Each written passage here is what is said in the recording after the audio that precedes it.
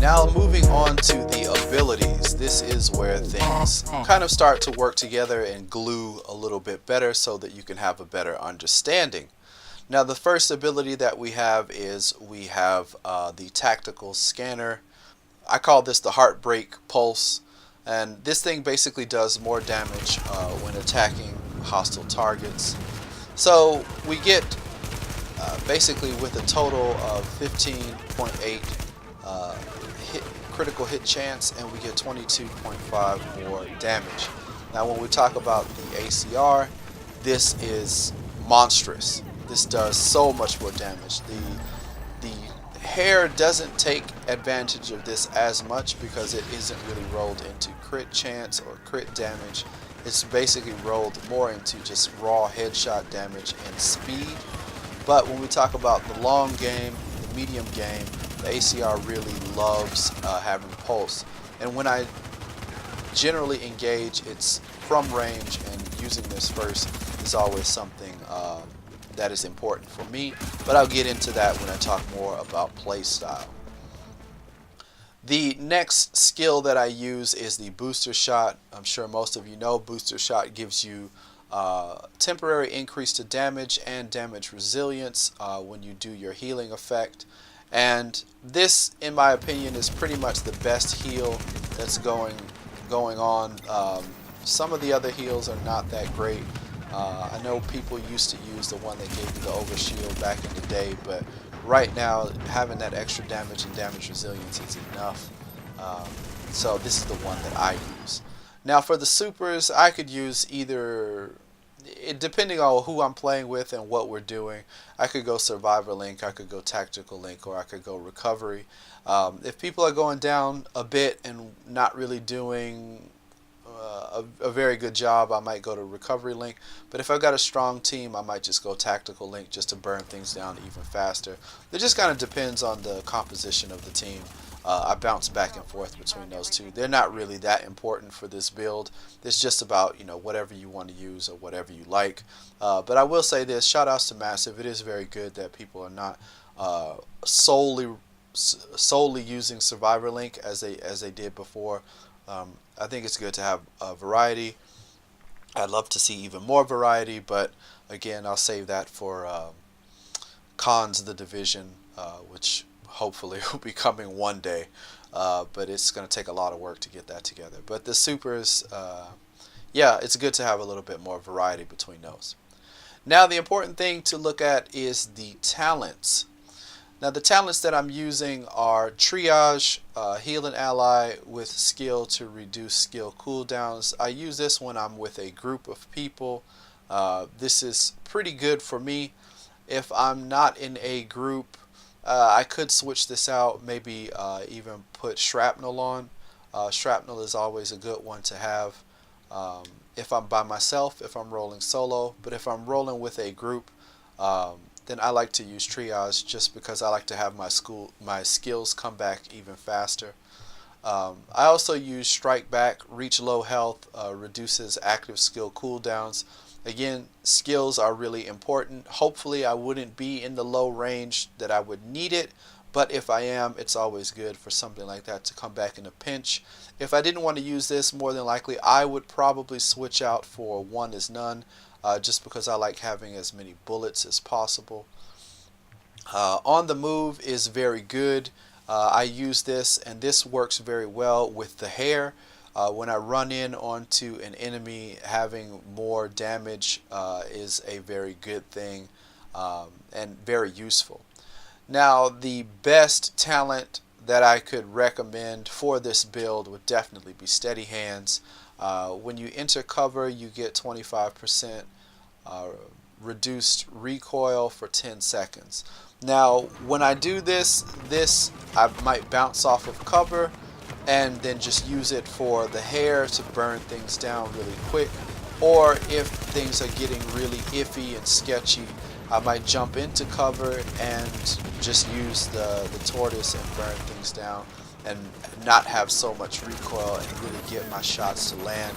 If I have the pulse going with this in tandem, it's really like so much easier to kill things.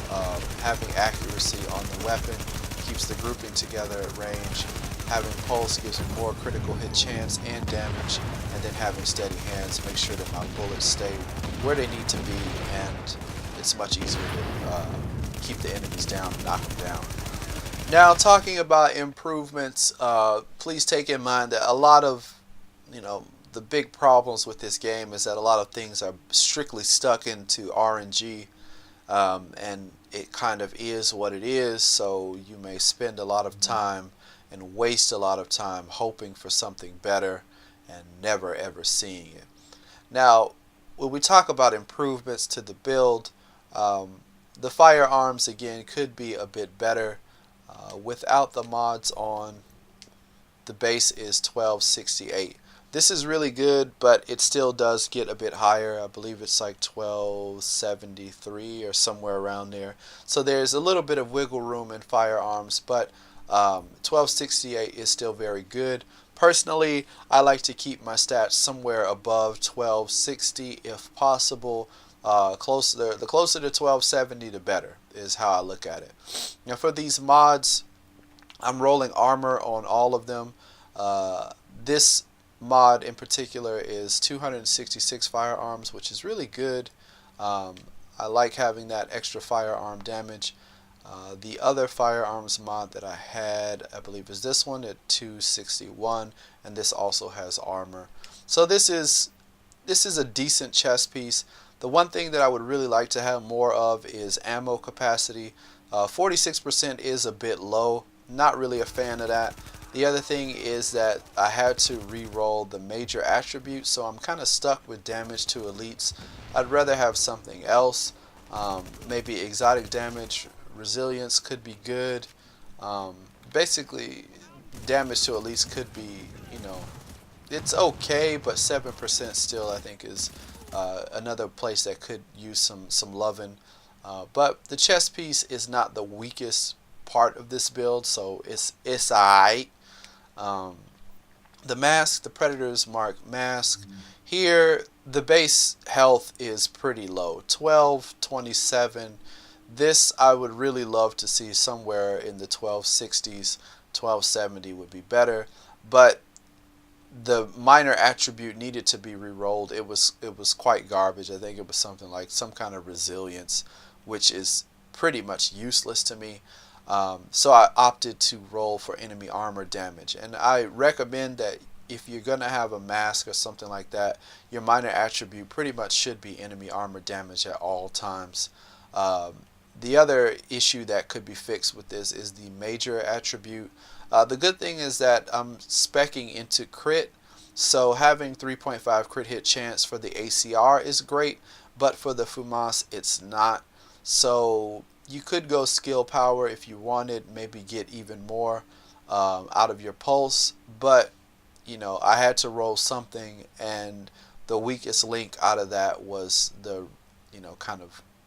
some kind of silly resilience. I don't remember what it was a while ago, but having more enemy armor damage was a much better option, and I think it goes up to 9, so 8.5 isn't too shabby.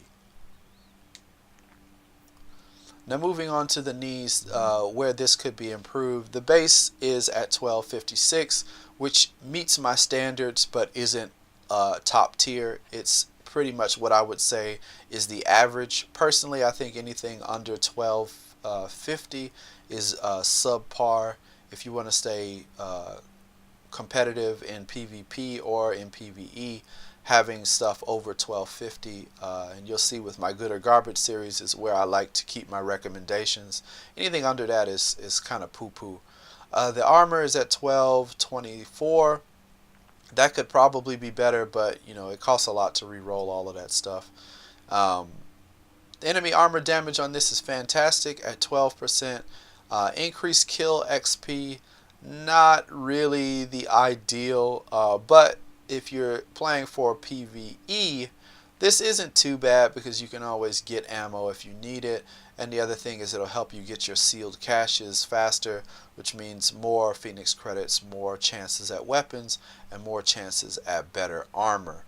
I believe, yeah, this is what some of the other knee pads that I have. It's really kind of crap.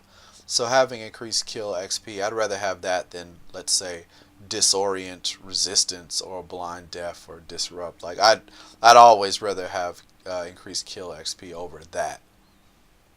Now moving on to the bag. The specialized bag is nice. I really like having specialized. The base is at 1251. Again, this could be a lot better, but 1250 is for me the bare minimum that I like to have on things that I would really recommend keeping.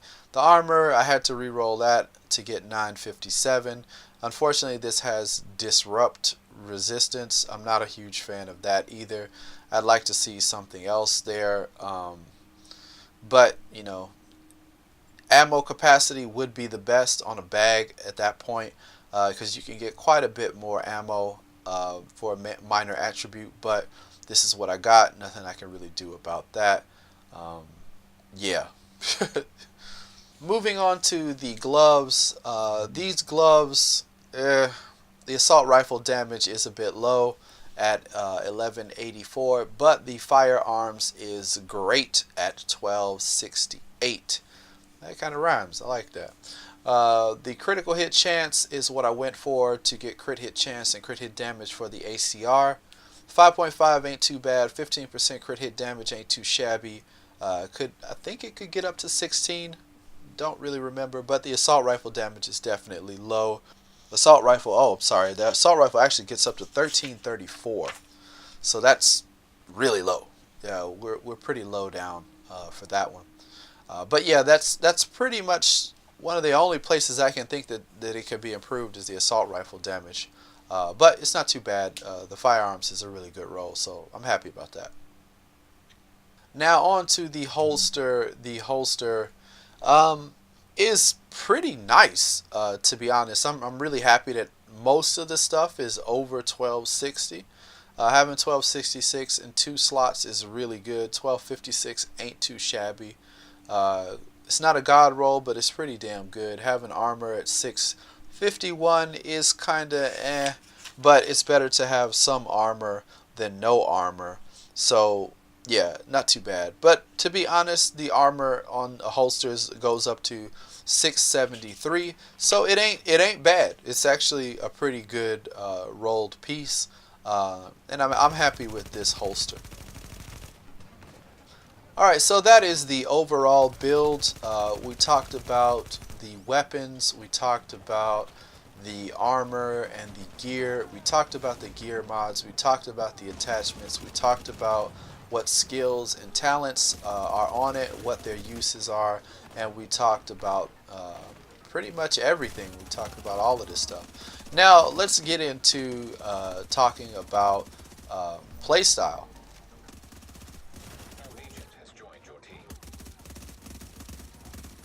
Alright, now when you think about making your build and you think about what kind of playstyle you have or what is it that you like to do, this is very important, and this is something that you should think about when you make your builds and when you start thinking about how much time is going to be needed to make a good build.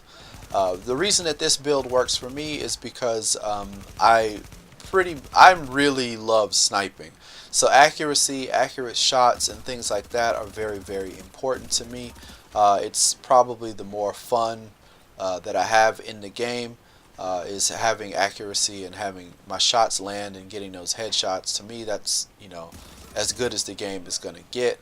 But for some people, that may not be their thing. Maybe their accuracy is not that great. Maybe they just like to run up and dump on things and put them down quick. Or maybe they just like healing other people.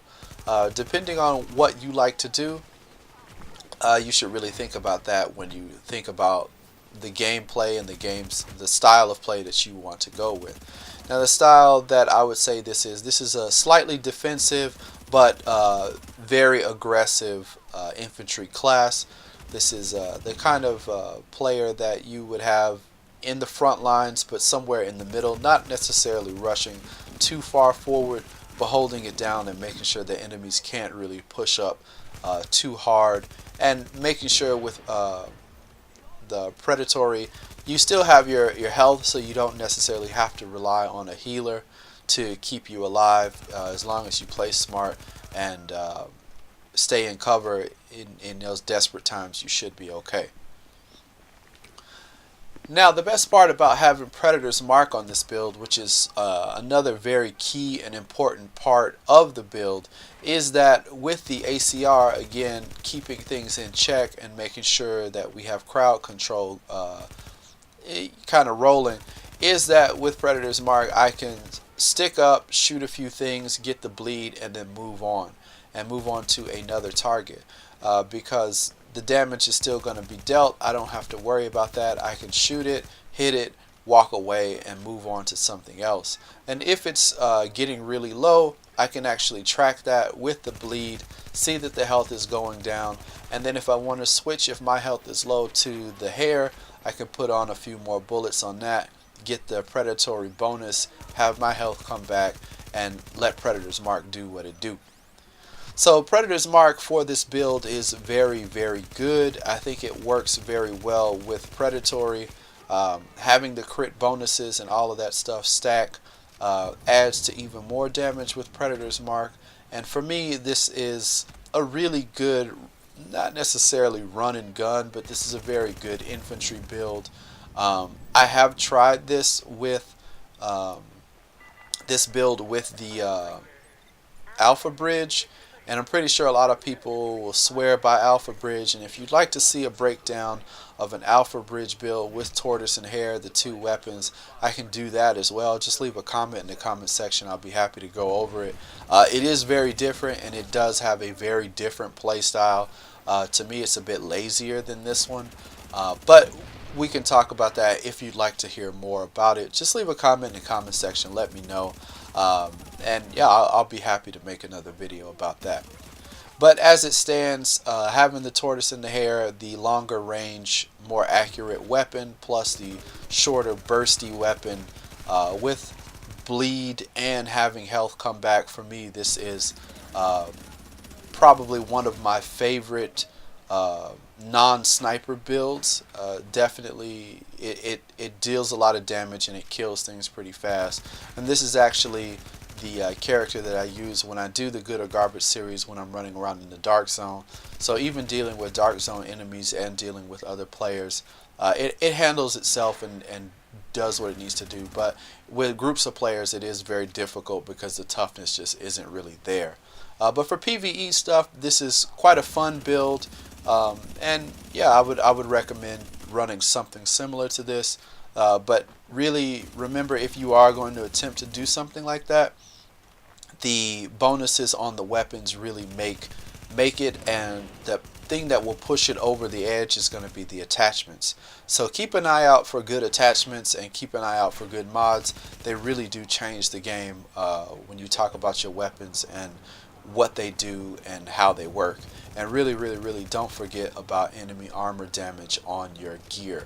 I think it's really good, and having a good rolled weapon with more armor damage on your assault rifles is useful, and it does some really good stuff.